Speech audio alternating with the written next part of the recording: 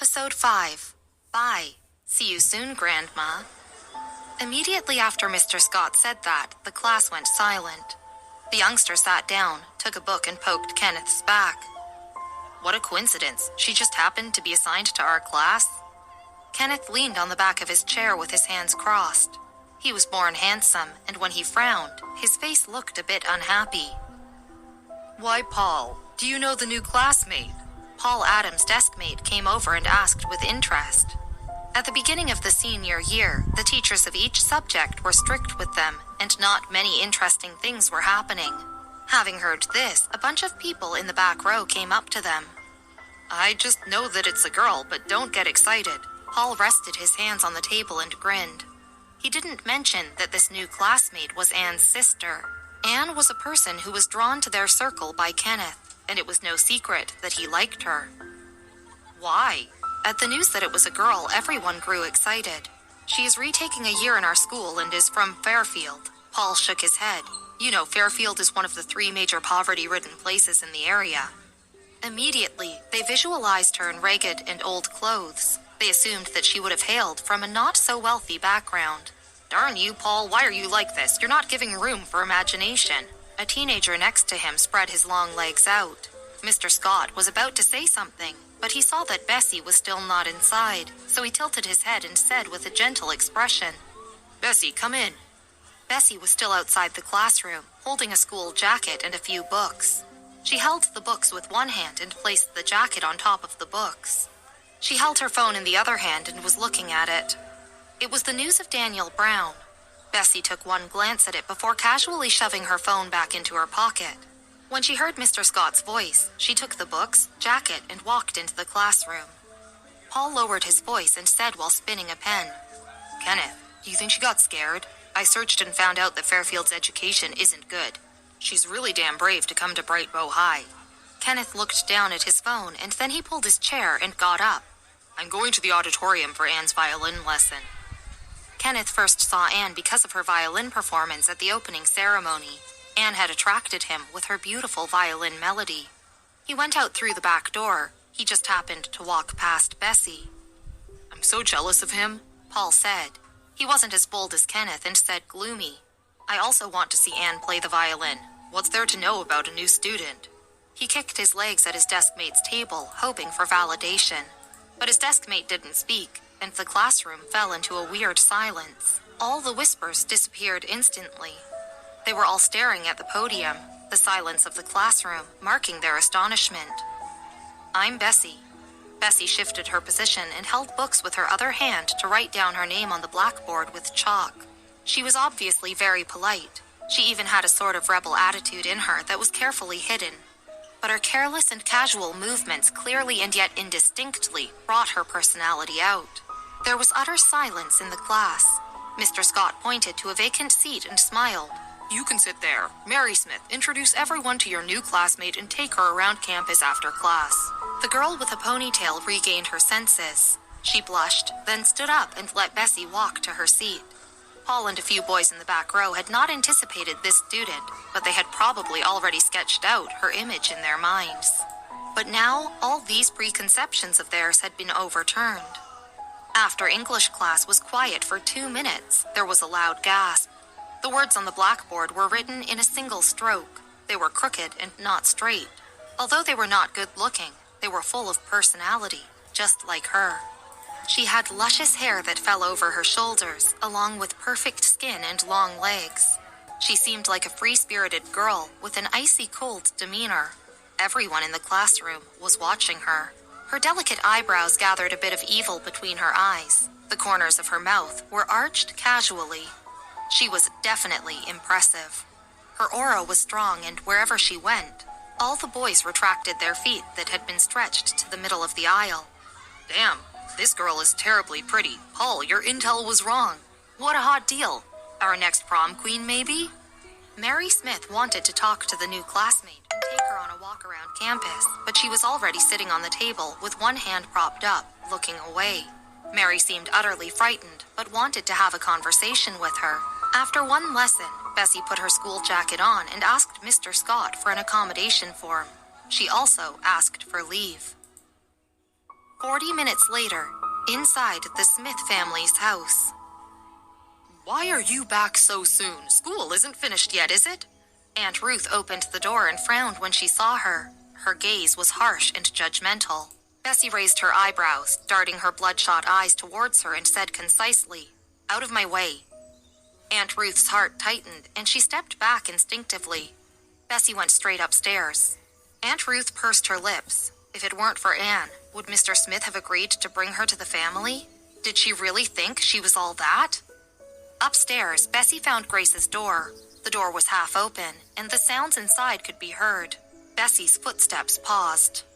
It was Grace's voice, aggrieved and irritable. "You're calling me biased, but what can I do? After a few days when the relatives of the Smith family come over, how am I supposed to explain things to them? What if they ask? Do you want me to tell them that Bessie dropped out of school because of bad behavior and has come to Chicago to repeat a year?" Grace said, almost resentful. "Say that she's still in her senior year even though she's 19 and is in the same year as Anne? How could I possibly say such a shameful thing? The aunts in the Smith family already don't like me.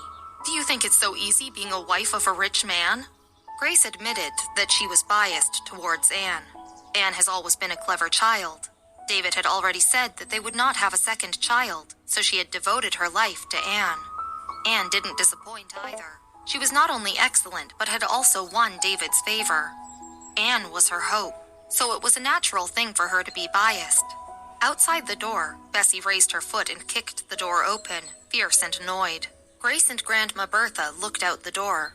Bessie was standing right outside with a slip of paper in her hand.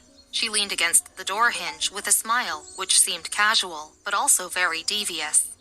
Grace's doctor's appointment wasn't that early, but she lied because she didn't want to take Bessie to school. Anne was a pretty renowned figure in Bright Bow High, and Grace often attended parent meetings there.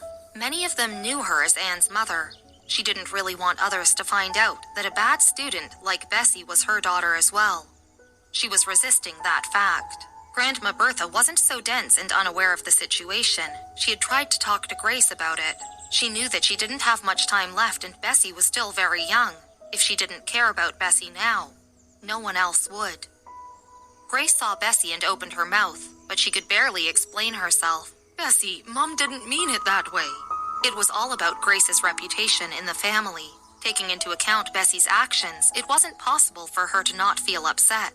She was simply venting out her suppressed emotions on Grandma Bertha. To their surprise, Bessie had overheard the conversation, and her expression had not changed even a bit. With one hand in her pocket, she nonchalantly said, "Whatever." Grace looked at her stunned. Bertha sighed. "Bessie, Mom was just hot-headed."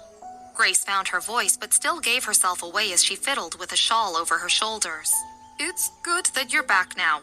I got them to tidy up the bedroom, so you'll be staying on the 3rd floor from now on. I decorated your room based on Anne's as reference." "No need for that. I'm just here to tell you." Bessie narrowed her eyes and said slowly, "I'm living in the dorm." With that, she turned away and went to pack her things on the 3rd floor.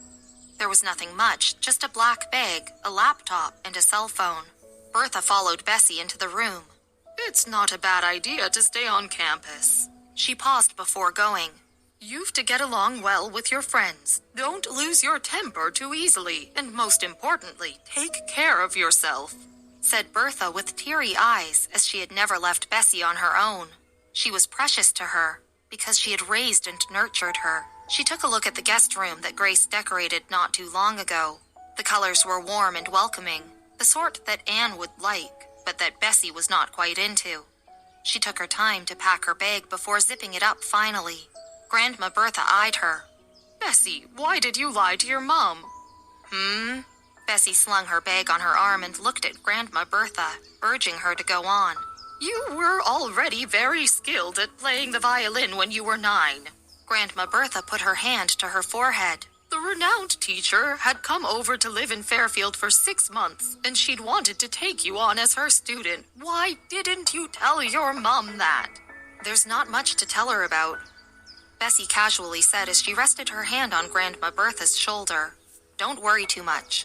Auntie said Mom was very pretty when she was younger, and she was your favorite. Now that she's brought you over here to take care of you, you can just rest. I'll come to visit you once my vacation break begins." To be fair, Grace was very respectful and filial towards Grandma Bertha. The elderly liked having their children and grandchildren around them, and Bessie knew that was the same for her. They headed downstairs together. Grace was left stunned as she sat on the couch in the living room. She saw Bessie head down the stairs with her bag slung over her shoulder. She stood up, realizing that Bessie meant it when she said that she was moving into the dorm. Bessie didn't bring along anything she'd prepared for her, whether it be the whole wardrobe of pretty clothes or the branded backpack. Grace had no idea how to respond or what to say to the situation. How could anyone not like living in a big house, wearing brand clothes or carrying brand purses? "I'm going to school. I'm counting on you to take care of Grandma. I'll head to the hospital when I'm on vacation break." Bessie had one hand in her pocket, and her eyes looked cold and distant. The Smith household wasn't very far away from the school, and they had their very own nutritionist. Year 3 students had a rather hectic workload, and it was all the more stressful at Bright Bow High. Any family that could afford to have parents stay home to guide their children would do it, rather than have them stay on campus. Grace also knew it would be better for Bessie to live at home. But as she watched Bessie head towards the door, she remembered that a few relatives of the Smith family were coming over in a few days. Eventually, she decided not to ask Bessie to stay. Grace got the chauffeur to send Bessie to school. "Your older brother and younger sister are all... forget it. Just study hard." As she saw Bessie leave, the tension she'd been holding inside her dissipated all of a sudden. Grandma Bertha walked Bessie to the door, and when she offered to accompany her to school, Bessie declined and said, "Bye. See you soon, Grandma." Bertha stood at the main door. She knew that Bessie had her own quirks and likes that others found it hard to understand. But as she looked at the black bag on her shoulder, Grandma Bertha suddenly realized that Bessie never even brought her things to the Smith house in the first place. She'd been planning on living on campus the whole time. Will it be easy for Bessie to live on campus, away from her grandmother who loves her unconditionally?